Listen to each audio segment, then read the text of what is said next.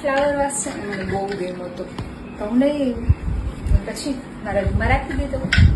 સ્વરા નાની હતી તો વારે વારે ફ્લાવર વાસ લઈ અને ફૂલ ઉડાડે અને વાસ ઉડાડે તો મેં લઈને બાજુના રૂમમાં રાખી દીધો. પછી એ રૂમમાં ખુશ્બુ આવી ગયા મારા દેરાની અને એ ફ્લાવર વાસ ત્યાં જ રહી ગયો. મને એમ કહેતા સંકોચ થયો કે મારે એ જોઈ છે, મને ગમે છે, મને આપી દો. એને મને આપતા સંકોચ થયો કે મને નથી ગમતું પણ હું જો આપી દઈશ તો ખરાબ લાગશે. અને ફ્લાવર વાસ 2 વર્ષથી આમનું ત્યાં જ પડ્યું.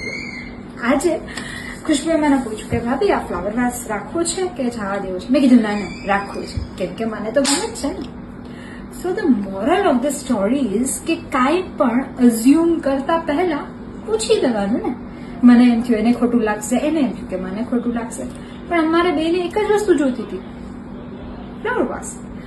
સો અગર તમને નથી ખબર કે સામેવાળા વ્યક્તિને તમે ગમો છો કે નહીં તો પૂછી લો. તમને નથી ખબર કે એને જે ઠંડી ભાવે છે કે ગરમ તો પૂછી લો.